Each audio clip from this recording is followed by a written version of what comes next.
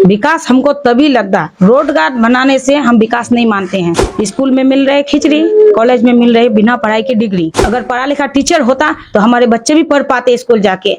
क्या हमारे बच्चे खाली खिचड़ी खाने के लिए स्कूल जा रहे हैं? तो हमें जात पात से उठ के इस बार वोट करना। बहुत लोग कहते हैं कि प्रशांत किशोर जी बीजेपी का बी टीम है। तीनों में से अगर किसी को पार्टी टिकट दे रहे तो हम एक दूसरे का साथ देंगे। सरकार शराबबंदी जो किया है, कहाँ है शराबबंदी? लेकिन मेरी ये सोच है, टिकट दे तो मैं इलेक्शन लड़ूंगी, टिकट ना दे तो मैं पार्टी के लिए काम करूंगी। अभी है ठाकुरगंज प्रखंड के भौरमरा पंचायत के वार्ड नंबर 1 में दस्तूर में है। हमारे बीच हमारे मेहमान खुसूसी हैं जो किसी परिचय का मोहताज नहीं है। पूर्व में प्रमुख रह चुकी हैं, वर्तमान में समिति है और इस बार जन स्वराज की नेत्री भी है, टिकट के दावेदार भी हैं। आज के मेहमान खुसूसी के रूप में हमारे बीच मौजूद हैं। स्वागत करते हैं हम उनका अपने पूरे ग्रुप की तरफ से। मैं भी आपका बहुत बहुत स्वागत करती हूँ कि आप यहाँ आए। सवाल ये है मैम कि आपकी पार्टी प्रशांत किशोर जी का कहना है कि हमारी सरकार अगर बनती है तो हम शराबबंदी को फिर से चालू करेंगे। कहीं ना कहीं ये गलत संकेत जा रहा है सरकार की ओर से। ये गलत कहाँ है? सरकार शराबबंदी जो किया है, कहाँ है शराबबंदी? जो 200 रुपए का सामान, जो 100 रुपए का सामान था, अभी वो 500 में लेना पड़ रहा है। तो उससे अच्छा है कि हम सरकार शराबबंदी को खोल दी। ये खाली कागज पे है कि शराब बंद है। शराब कहाँ बंद है? मौजूदा सरकार में विकास आपको लग रहा है? देखिए, मौजूदा सरकार में विकास हमको तभी लगता, रोजगार बनाने से हम विकास नहीं मानते हैं। विकास हम तब मानते जब हमारे युवा प्लान रोकते, युवा को बाहर जाने से रोकते, युवाओं के लिए रोजी रोजगार का काम करते, तब हम मानते कि सरकार ने काम किया है। अगर हमारे महिलाओं के जो अधिकार दिया है, अगर हमारी महिला पूरा अधिकार उठा पाते तब हम सरकार को मानते। हम नहीं मानते हैं कि सरकार ने विकास किया है। आज देखिए स्कूल का हाल, स्कूल में मिल रहे खिचड़ी, कॉलेज में मिल रहे बिना पढ़ाई की डिग्री। कैसे मिल रहे? बच्चे जा रहे, स्कूल से आ रहे, खा रहे, खिचड़ी खा रहे, घर आ रहे हैं। पढ़ाई कहाँ हो रही है? आज हम जाते हैं, मेरा रोज का क्षेत्र भ्रमण होता है, कहीं ना कहीं किसी ना किसी पंचायत में, गांव में मैं बैठती हूँ महिला सबके पास। तो मैं वहाँ बच्चों से पूछती हूँ कि बेटा ये पढ़ो। मैं जन स्वराज का बैनर पोस्टर लेके, तो बच्चा 6 क्लास में पढ़ता है, 5 क्लास में, लेकिन पढ़ नहीं पाता है। क्यों? आखिर क्यों? क्या सरकारी स्कूल के जो टीचर्स हैं वो क्या, कहाँ से वो डिग्री लाए हैं? क्या बगैर पढ़े लिखे वो डिग्री लाए हैं? अगर पढ़ा लिखा टीचर होता तो हमारे बच्चे भी पढ़ पाते स्कूल जाके। क्या हमारे बच्चे खाली खिचड़ी खाने के लिए स्कूल जा रहे हैं? जन स्वराज में प्रशांत किशोर जी पिछले हफ्ता में यहाँ आए थे किशनगंज अंजुमन इस्लामिया में। वो कह रहे हैं कि 40% जो हिंदू हैं जो गांधी जी की विचारधारा को मानते हैं, जो हमको वोट करेंगे। उन्होंने किशनगंज के सीमांचल क्षेत्र से 20% मुसलमानों से यह कहा है कि आप हमारे साथ आइए, हमारी तादाद 60% हो जाएगी, फिर हमारी सरकार मजबूती रूप से बनेगी। इसके विषय में आप जोड़ सकते हैं मुसलमानों को? मुसलमान तो अलग अलग गुटों में बटा हुआ है। पहले बात है, राजनीति है तो जात धर्म में नहीं होनी चाहिए। जब हम जात धर्म में बढ़ जाएंगे तो हम लोग क्या कर पाएंगे?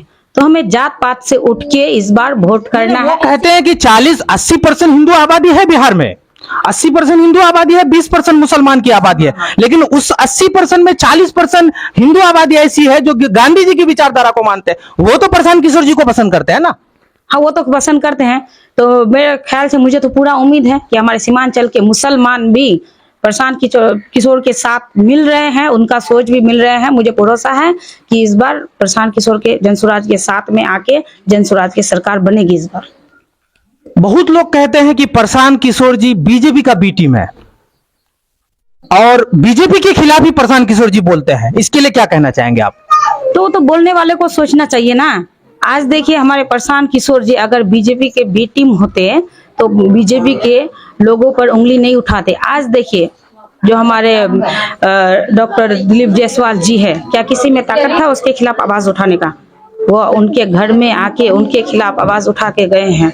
क्या किसी नेता में हिम्मत था? यही प्रशांत किशोर है। अगर वो बीजेपी की बी टीम होते तो बीजेपी वालों के खिलाफ नहीं बोलते, उनका पोल नहीं खोलते। आप ठाकुरगंज में जन स्वराज के 2 दावेदार हैं। ठाकुरगंज में आप लोग जन स्वराज के 2 दावेदार हैं।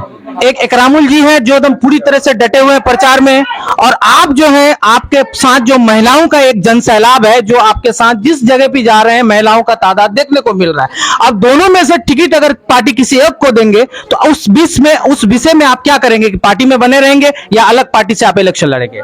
नहीं, हम पार्टी में बने रहेंगे। देखिए, हम जो जनसुराज में जुड़े हैं, जनसुराज का विचार, बात, उसका काम, उसका बोलने का तरीका, हर चीज हमको बहुत पसंद आया कि हमारे लिए ये कुछ सोच रहे हैं, सीमांचल के लिए कुछ सोचे, पूरे बिहार के लिए। तो मैं अपने लिए जनसुराज में नहीं आई हूँ, मैं पूरे बिहार के लिए जनसुराज में आई हूँ। जो मुझे, जब वो एक आदमी अकेले चल सकता है, क्यों ना हम उनके साथ कदम से कदम मिला के, जब वो अच्छा सोच रहे हैं, अच्छा करना चाहते हैं, तो उसके कदम से कदम मिला के मैं चलने की कोशिश कर रही हूँ। जितना मेरे से हो रहा है मैं उतना कर रही हूँ। अगर टिकट, हम लोग 2 दावेदार नहीं है, हम लोग 3 दावेदार है। एक दिघल बैंक से हैं और 2 हम लोग ठाकुरगंज से हैं। तीनों में से अगर किसी को पार्टी टिकट दे रहे तो हम एक दूसरे का साथ देंगे। वो लोग का क्या सोच है, लेकिन मेरी ये सोच है, टिकट दे तो मैं इलेक्शन लड़ूंगी, टिकट ना दे तो मैं पार्टी के लिए काम करूंगी।